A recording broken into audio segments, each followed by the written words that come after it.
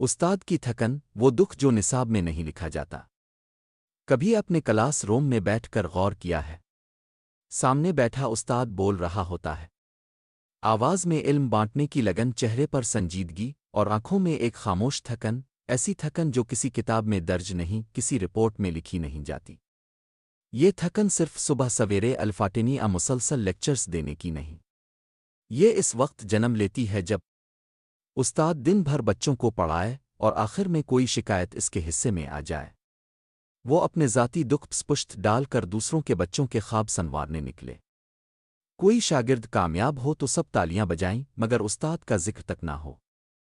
کبھی کبھی وہ خود کسی کرب میں ہوتا ہے، گھر کی پریشانی، بچوں کی فیس، والدین کی دوا، دل کا بوجھ، لیکن وہ سب چھپا کر مدرسے آتا ہے، مسکراتا ہے اور پڑھانا شروع کر دیتا ہے جیسے کچھ ہوا ہی نہیں۔ کیا یہ سب صرف تنخواہ کے لیے ہوتا ہے؟ نہیں، یقین جانیے، استاد کا جذبہ کاغذی نوٹ سے کہیں آگے ہے۔ وہ چاہتا ہے کہ اس کی کلاس کا ہر بچہ کامیابی کی چوٹی چھوئے، وہ بنے جو شاید خود استاد نہ بن سکا۔ کبھی اپنے کسی استاد کو خاموش بیٹھے دیکھا ہے؟ ممکن ہے وہ تھک چکا ہو، ممکن ہے اس کی محنت کو نظر انداز کیا گیا ہو، ممکن ہے وہ نیا علم دینا چاہتا ہو مگر نظام نے اسے باندھ دیا ہو۔ یہ تھکن جسم میں نہیں، دل میں آترتی ہے۔ پھر بھی استاد ہار نہیں مانتا۔ وہ روز نئے حوصلے سے کلاس میں آتا ہے، اس امید پر کہ شاید آج کا دن کسی بچے کی زندگی بدل دے۔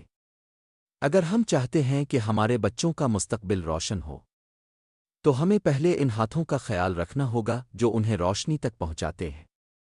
استاد کو صرف وہ کام کرنے والا نہ سمجھیں، وہ بھی انسان ہے، جذبات رکھتا ہے، کمزوریاں رکھتا ہے، اور سب سے بڑھ کر ایک دل رکھتا ہے جو چاہتا ہے کہ کوئی اس کی بات سنے، اس کی تھکن محسوس کرے اور کبھی کبھار بس ایک شاباش دے دے۔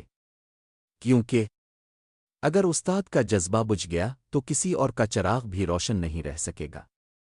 یہ تحریر کسی کتاب مضمون کی نہیں، یہ ان سب خاموش تھکے ہوئے مگر روشنی بانٹنے والے اساتذہ کے لیے ہے، جنہیں ہم نے شاید کبھی سنا نہیں، محسوس نہیں کیا، مگر جنہوں نے ہمیں زندگی میں کھڑا ہونا سکھایا۔ اللہ رب العزت ہمارے اساتذہ کا سایہ ہمارے سروں پر قائم و دائم فرمائے۔